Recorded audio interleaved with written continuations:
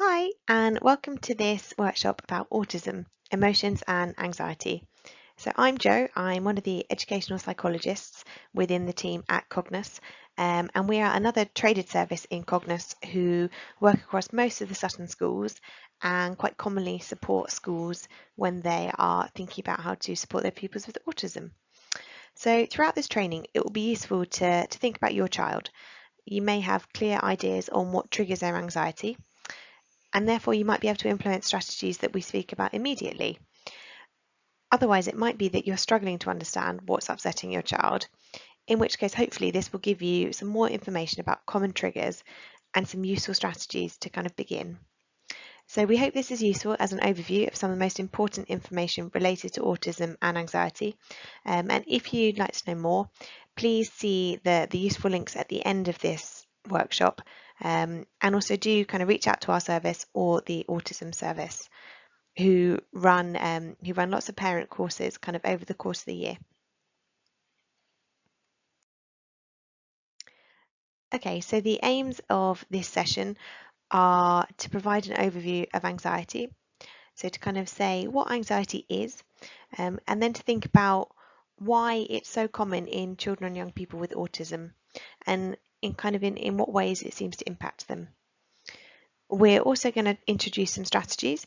There are very common strategies that can help to manage anxiety in children and young people with autism.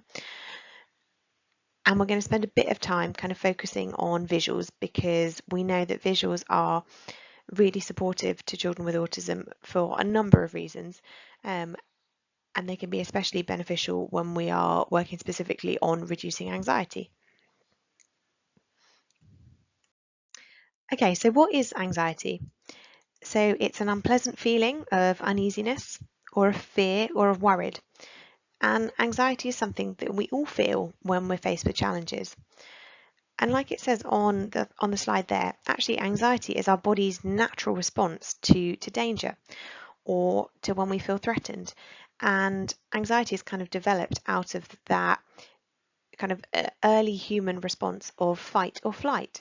So it's kind of developed from basically a survival mechanism. So anxiety is embedded in all of us, and is triggered when we feel threatened. And I suppose think about it from an adult perspective. There are times still when we feel anxious. It might be because we manage those feelings of anxiety that we don't think about them too much. But we do feel anxious if we have to sit an exam, or we have to speak in front of a large group of people, or we're confronted with a situation that makes us really fearful. But also, anxiety isn't always bad. So if we look at the graph that is on the slide, actually the right level of anxiety, so a little bit of fear, is actually really positive for how we kind of attempt a task or our performance on something, because it increases our attention. It kind of fine tunes our alertness on that particular thing, which enables us to respond kind of to the best of our ability. However, too much anxiety, and actually we feel overwhelmed by that emotion, and then we can't kind of respond to the situation that we're confronted with. And when anxiety becomes intense, it causes us distress, and it can last for some people. Anxiety, a little bit of anxiety, underpins absolutely everything that they do. It's also really important to kind of point out that actually anxiety, in the same way that all emotions are kind of spread, anxiety can be modelled. So if we as a parent are very, very worried about something, and we're presenting that to our child by avoiding that particular situation, or we're actually talking about how worried we are by it, actually that kind of response can then teach our child that, well, that's how you respond to a situation, and almost kind of model and spread that anxiety.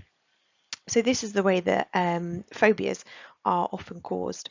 So a parent having a phobia of something that they then pass on to their child or young person who actually doesn't really have a rational reason to fear that specific thing, but as a result of parental modelling has kind of also ingrained that phobia. And just to say, that phobia, that fear around that thing will feel real for that child, even if they haven't experienced the kind of moment of trauma, perhaps, that created the phobia.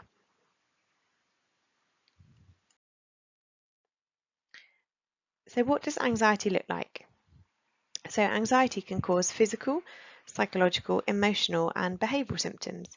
So that might be, in terms of physical symptoms, that might be feeling nauseous, headaches, sweating, feeling muscles tense up, or just feeling fatigue. Feelings of fear, worry, feelings of dread.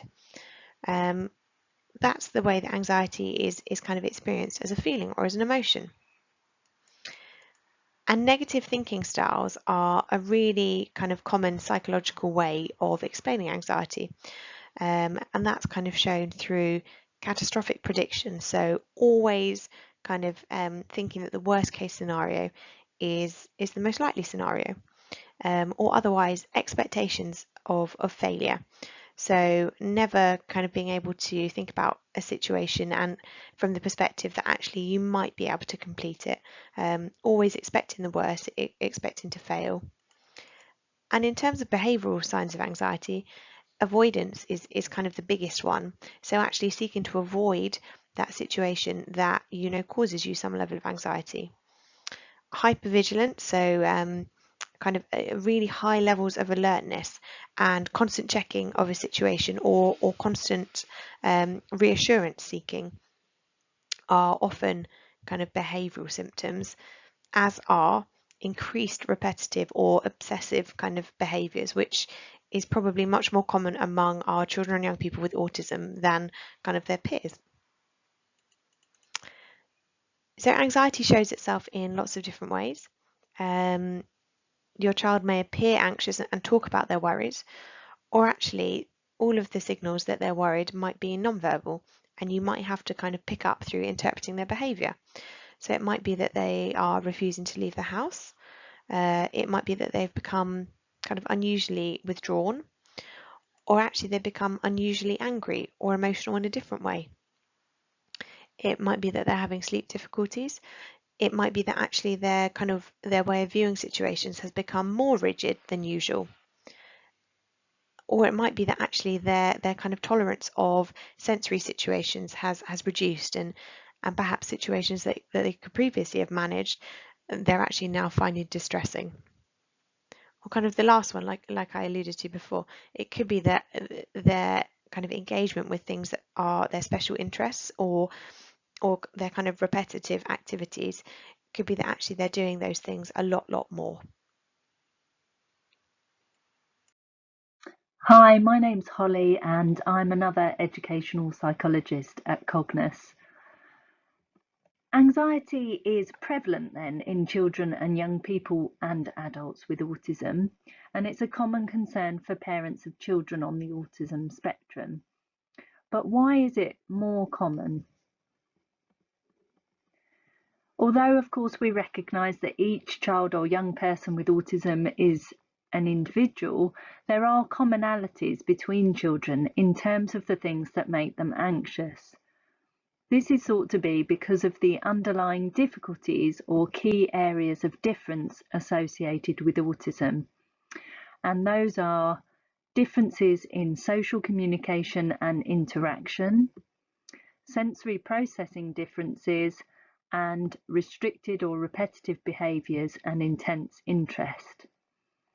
I'm going to now take you through each one of these three key areas of difference and think about some of the reasons why these differences might cause someone with autism anxiety.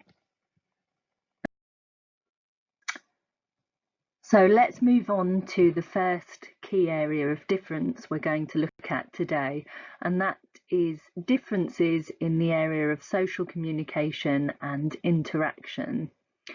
We know that difficulties in these areas are sometimes the greatest area of need, and as such underpin a significant amount of the anxiety a child with autism might experience. Social communication includes the ability to use and understand verbal and non-verbal language, so for example gestures, facial expression and tone of voice, whereas social interaction skills are related to recognizing and understanding other people's feelings, as well as managing our own emotions. Difficulties in these areas mean that the world, which is a social place, inherently social, can become a very confusing place to a child with autism. And as many of us know, when we're confused and we don't know what to expect, then this can make us feel anxious. Similarly, difficulties knowing how others may respond or even understanding what they're saying leads to anxious feelings, and for many, an underlying and constant feeling of unease. By acknowledging the role these difficulties have, it's easy to see how then potentially small things, minor things, can trigger overwhelming feelings of anxiety for these young people. Another key area of difference in autism is linked to restricted and repetitive behaviour, activities or interests. Repetitive behaviour can include things like arm flapping, finger flicking, rocking, jumping, spinning, or the repetitive use of an object, such as spinning an object or playing with it in a certain way. Similarly, many children and young people with autism have intense or highly focused interests, and they might choose to engage in their interests or talk about them a lot of the time. Intense interests, repetitive behaviour and routines can be a real source of enjoyment for autistic people. We can also look at this behaviour as a way of coping with feelings of anxiety arising through social interaction and not being able to make sense of social situations, as well as sensory differences.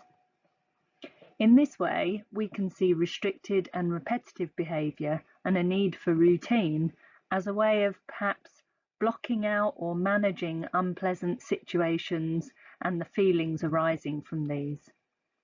If we do think about it in this way, we can easily see how changes to a child's routine or environment, especially unexpected changes, might be distressing and cause anxiety. Intense interests can also provide structure, order and predictability in what can often be a confusing world, as well as making the child feel happy and relaxed. I'm just going to take a moment to read this quote from an adult with autism. I quickly become overwhelmed in social situations. Is it surprising that I then feel like blocking the world out and literally putting my thoughts back in order? That I start to rock to tell myself which feelings are mine?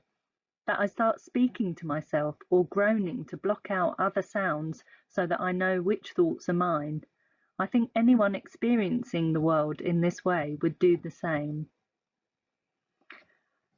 The quote gives us a bit of an insight into what it might be like to experience the world as a person with autism and why engaging in certain behaviour makes sense. So on to the final slide, talking about the areas of difference in autism, and that's talking about sensory differences. Many autistic people show differences in how they process sensory information. Most of us learn to combine our senses to make sense of our environment, but many children and young people with autism have difficulties with this. Common sensory differences that can lead to feelings of anxiety are things like certain noises, tactile experiences such as being touched, having hair washed or cut, or the feeling of wearing certain clothes, smells, tastes or textures of food, visual information like bright flashing or flickering lights when out and about, and differences in terms of how we experience movement. So knowing where our bodies are in space can make certain movements and experiences frightening. So for example, going on a swing or a roundabout in the park. The relationship between sensory issues and anxiety isn't hard for us to understand. For autistic children and young people, exposure to certain sensory stimulation can cause similar symptoms to anxiety, and in turn, that might lead them to want to avoid or to become distressed when they're faced with those experiences. It's worth acknowledging that sensory experiences and differences vary from child to child, and the same child can react differently day to day. So, for example, if your child is anxious about something, they might be starting a new school, going on holiday, going to stay with their grandparents, then you might notice that they become more sensitive to certain things. As an example, when I'm driving and I'm happily listening to the radio, singing along, and then I come to a difficult junction and might start to feel a bit anxious about what I'm doing, then I might turn the radio off because it's actually just too much sensory information for me to process at that time. To briefly sum up these 3 slides, I thought I'd share this quote from an autistic adult, which I find helpful in terms of thinking about how people with autism experience the world around them as a result of differences in those 3 key areas. Reality to an autistic person is a confusing, interacting mass of events, people, places, sounds, and sights. There seem to be no clear boundaries, order, or meaning to anything. A large part of my life is spent trying to work out the pattern behind everything. Set routines, times, particular routes, and rituals all help to get order into an unbearably chaotic life. Trying to keep everything the same reduces some of the terrible fear.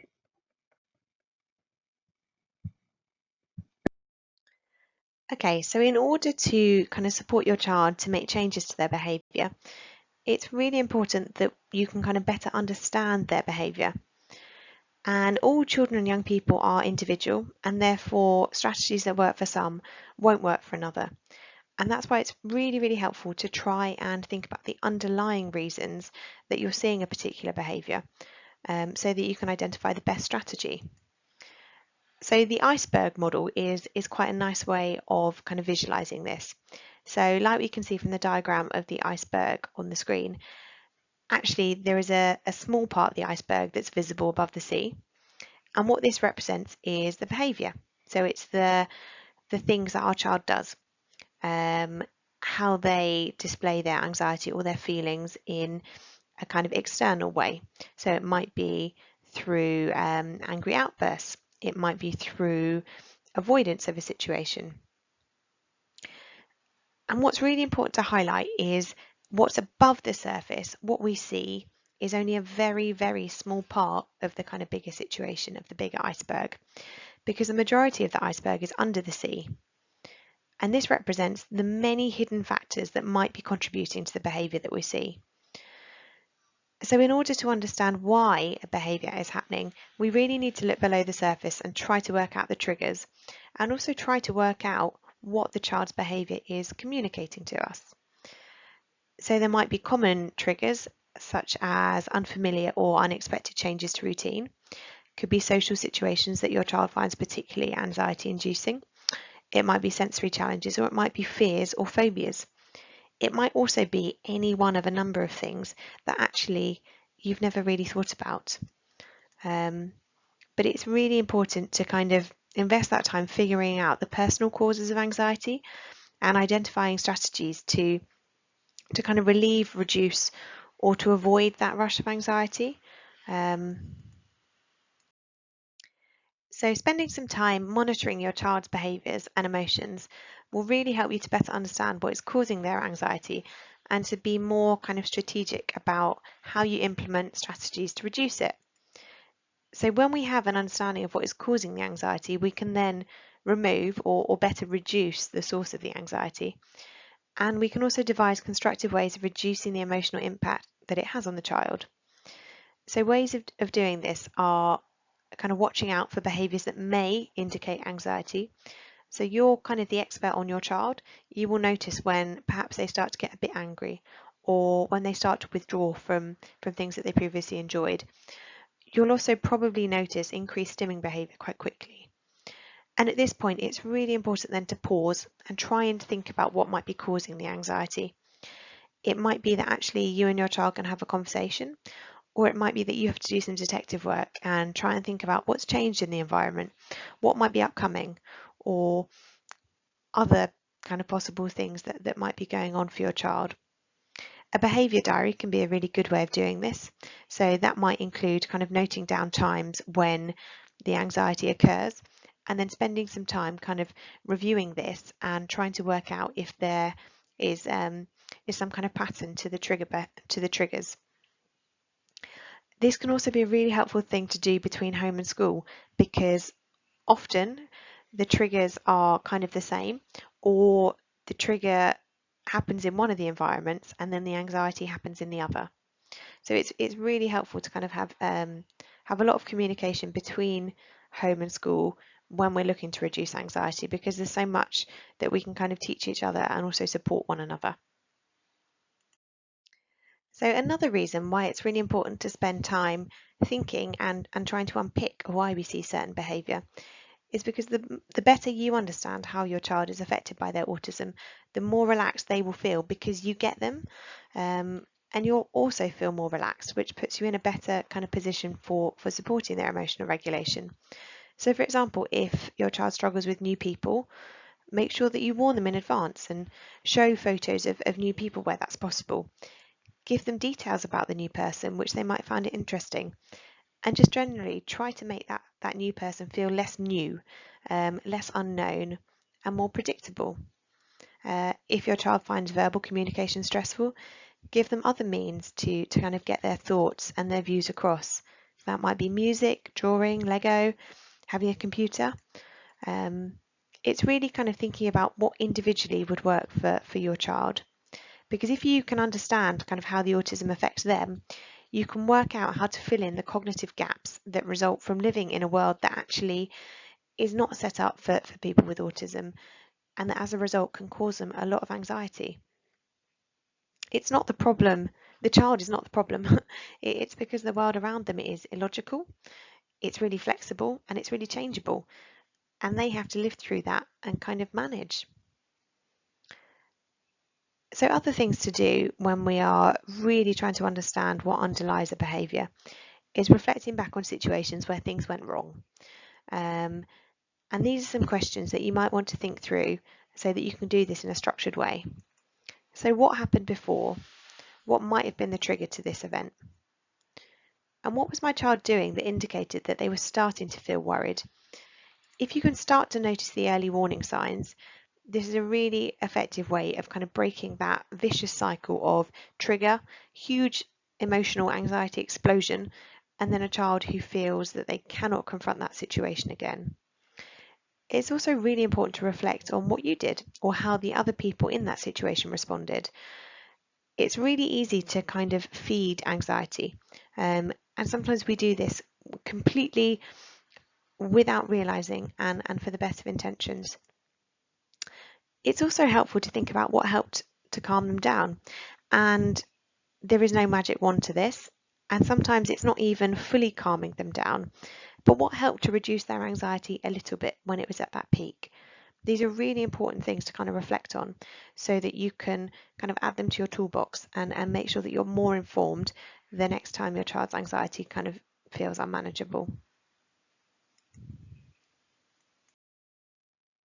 So we've thought a little bit about how we can go about trying to make sense of a child's behaviour and to work out what might be causing them to feel anxious.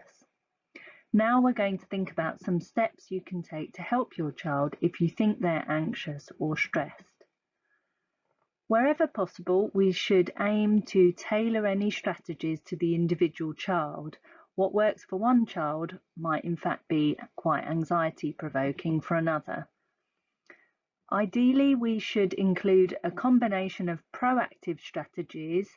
So these are strategies to try to prevent or reduce the anxiety, as well as reactive strategies, what to do when your child becomes anxious. As an example of a proactive strategy, what we might want to do is try to reduce or remove the source of anxiety. The aim here would be to lower the arousal level in your child by removing or supporting them with the things you know they find stressful. So this might include something like going to school at a slightly later time than the other children if they find the busyness too overwhelming, or not talking at meal times if you know this is difficult for them. Having a calm box available can also support the child or young person to manage their feelings throughout the day. And in a calm box, you might find things or include things like a child's favourite sensory toys, photos of things that make them happy, some soft fabric perfumed with a favourite smell, or a favourite toy or book. They might also find playing with very familiar toys and activities and familiar family routines, watching a favourite programme, calming and reassuring. So building in time for these activities can be helpful. Visual aids are incredibly important to support your child's understanding of what's happening and their ability to communicate what they want or need. So this might be, for example, a visual timetable and photos to prepare them for any unexpected change, as well as symbols or photos to give them a choice of strategies to calm down. So a photo of their calm box, a quiet space, or maybe a photo of them going for a walk. Teaching your child to better understand and manage their feelings is really important. So including some strategies to help them both recognise how they're feeling, as well as teaching them ways to calm down, such as breathing slowly and other relaxation techniques, is really important. And over the next few slides, we're going to introduce a few strategies to support with this. Being able to recognise the emotion you're feeling and then communicate it is a really complex skill and can be even more difficult for children and young people with autism. By helping children to identify their emotions and giving them the words to talk about feelings, we can help develop their ability to self-regulate so they're better at managing life's ups and downs. When we think about the typical profile of needs of children and young people with autism, we know that many struggle with emotional regulation because they don't have the language to describe how they're feeling. Often they have difficulty even recognizing that they are feeling a certain way. What they can feel are big, uncomfortable feelings in their bodies, which lead to big emotional responses as a result. If your child is anxious about something, let's start there, in their world and not in our world where it all makes sense. We need to accept their right to feel anxious and try to tap into what it might be like to be that child. Telling someone, don't be silly, or to calm down, or you don't need to worry about that, often doesn't work. We can all think about times when we've been concerned or upset and then been told to calm down. I'm guessing it's made you do the opposite and feel like screaming. This approach can often make us feel that our worries aren't being heard and that we're wrong and foolish to have them. This may be a message that your autistic child hears a lot, that your view of the world is wrong and silly in some way. So acknowledging their feelings and teaching them about emotions is really important. We can do this by trying to put a name to the feelings in the moment. So, for example, I know that when things change, that makes you feel worried. It makes your tummy feel funny, doesn't it?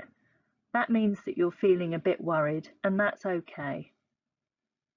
Over time, this talk can help your child to better recognize the way they're feeling, tune into that, and start to self-regulate, rather than always losing control of their emotions. In the next few slides, we'll look at visual ways of supporting children and young people to understand and manage their emotions. Many children and young people with autism have difficulty with understanding thoughts, feelings, and emotions in both themselves and others. They may not be able or may not realise that they need to communicate these feelings to anyone. Also, language difficulties can affect how much spoken information a child or young person can take in, and they might find abstract language, such as the language of emotions, hard to understand. Visuals are a really important way of supporting your child's understanding. Effectively, it gives them hooks to hang things on, helping them to link those feelings with something, be that a picture, a photo, or a video clip. We also know that when we're feeling anxious, language becomes more difficult to process. Our body is busy coping with the perceived threat and can't take in information in the same way. I'm sure you can think of times when you felt really stressed or upset and someone starts talking to you and you haven't heard what they've said. When this happens, visuals can be an extremely powerful tool to help a child to manage how they're feeling. Using a way of communicating that makes sense to the child also increases the chance that they will learn and use this information in the longer term. It's important that when we do want to teach them a strategy, that we do this over time and that we're consistent with the approach, the pictures, or the language that we use. So recognising some of the language and communication difficulties that lots of children with autism have, it's really helpful as well to kind of have visuals readily to hand, visuals that can help them to articulate how they're feeling. Even if a child knows the words for happy, sad, cross, scared, actually it's much, much easier for them to communicate that that's how they're feeling now if they've got that visual that kind of provides them with a visual representation of that feeling, so that happy face or that sad face. It's also really important and can be really helpful to have visuals that indicate different kind of physical illnesses or uncomfortable states of our bodies, because this is something that children with autism can really struggle to communicate and can quite rightly lead to them feeling really, really distressed.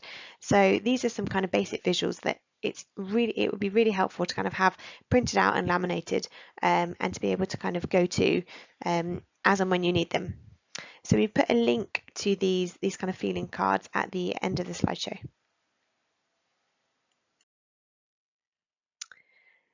Another way of using visuals to support your child to manage their anxiety is through kind of ways of scaling that anxiety. So identifying that distress can be felt at different levels is really, really helpful.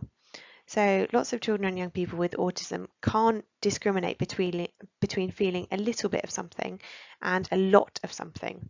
So they recognise an uncomfortable feeling.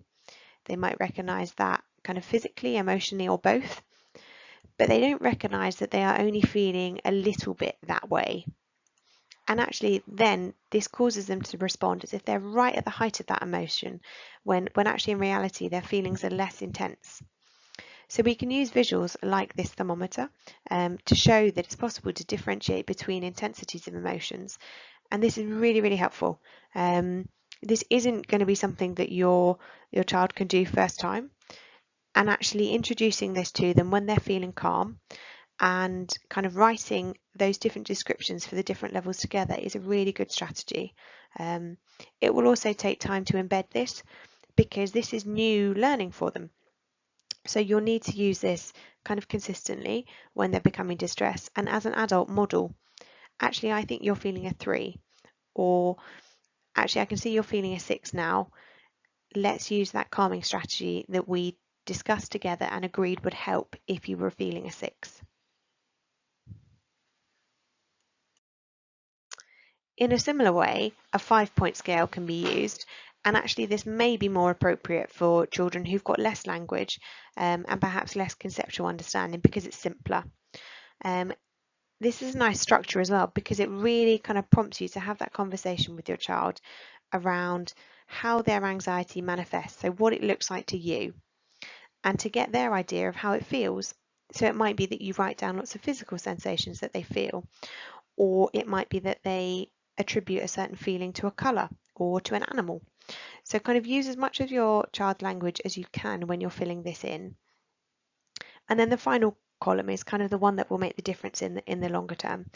It's thinking about what will help when a child feels this way. So that will be kind of self-regulation strategies that they can start to use, or it might be things that you do to help them. If it's self-regulation strategies, again, you'll need to kind of model this to your child, and you'll have to remind them to use this until they're able to kind of notice and make use of this strategy by themselves.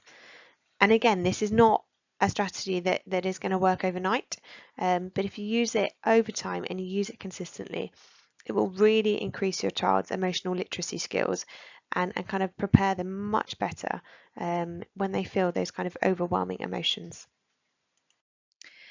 Visual supports can also be really helpful in preparing your child and explaining to them what will be happening in advance of a change or a transition. So it can really help to show the child pictures of a person, of a new place, or of an activity. It can be helpful to make a book of photos or a collection of images so that they can look at it before they experience this change.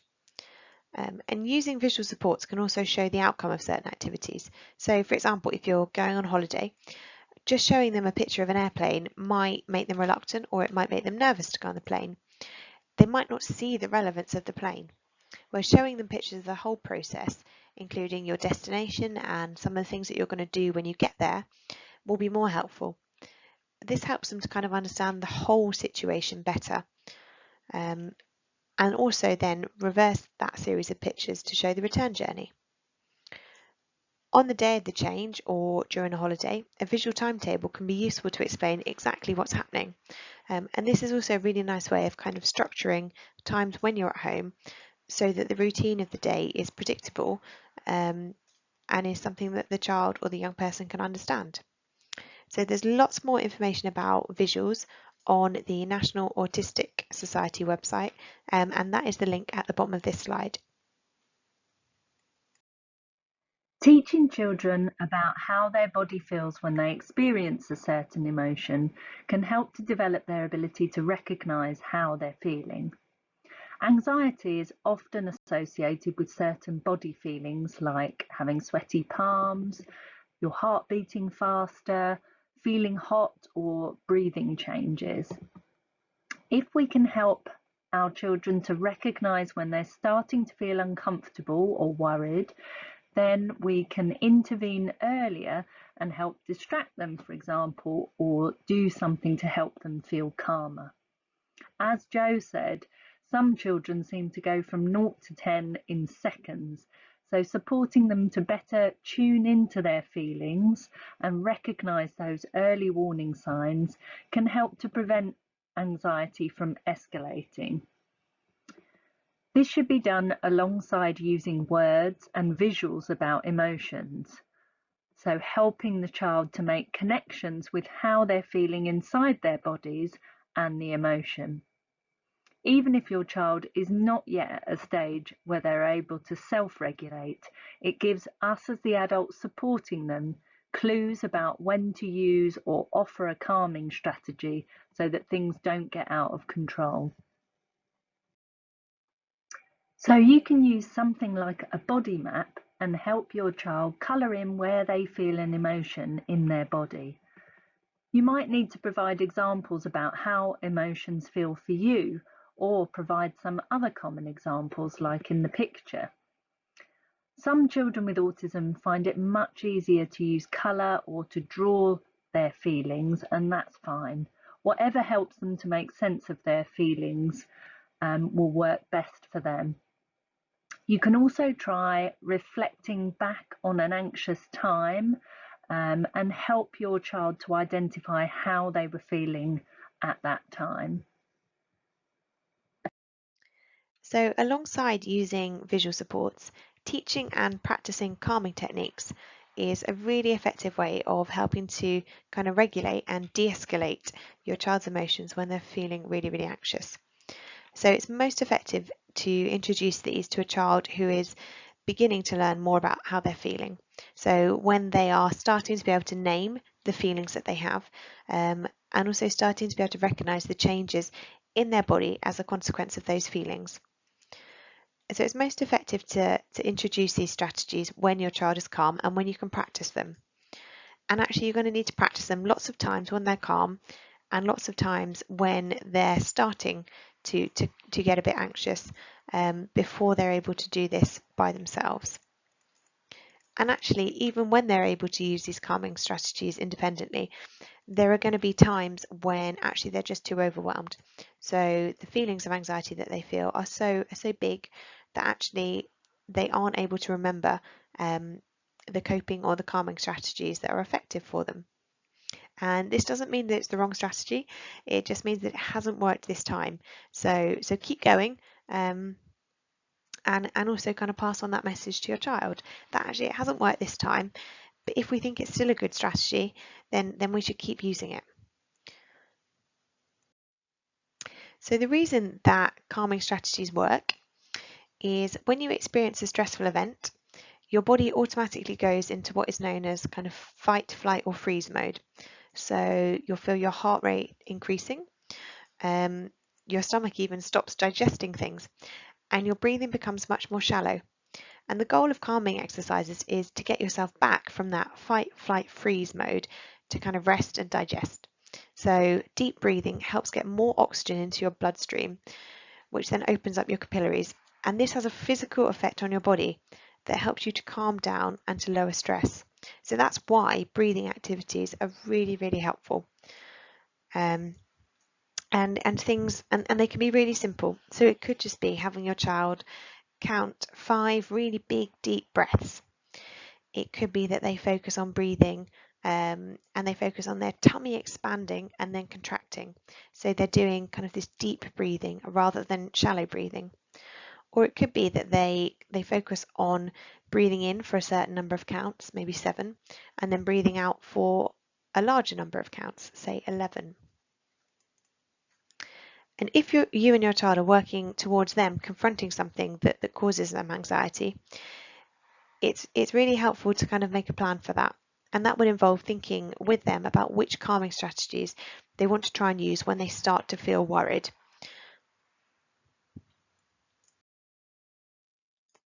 So these are just another kind of couple of examples really of breathing activities that you might want to use. And they're both really visual ones. So triangle breathing. The idea of this is you visualize a triangle and you start at the bottom left of the triangle and you breathe in for 3 counts as you trace up that first side of the triangle. You hold your breath for 3 counts as you trace the second side of the triangle, and then you breathe out for 3 counts as you trace the final side of the triangle. So then you've completed one long deep breath. And it could be that you and your child decide that actually they're going to do 3 triangle breaths or that 1 is enough. Parenting is hard and no one is perfect. When someone is showing signs of anxiety, it causes a similar reaction in us. So, for example, when you see that your child is distressed or anxious, you too become distressed and upset. This is understandable, but we need to remember that our emotions feed theirs. So if we're stressed, then that can feed their stress. This can be really hard, especially when you're out and about and your child becomes anxious or distressed or has a meltdown. It's perfectly normal to feel embarrassed or worried about other people's reactions and what they think, and this can make us react differently to how we would normally deal with it when we're at home. Being aware of this and making a plan for what you can do if something happens when you're out and about can really help us to keep calm. So, in order to help your child feel safe and manage their anxiety, we need first to understand and control our own responses.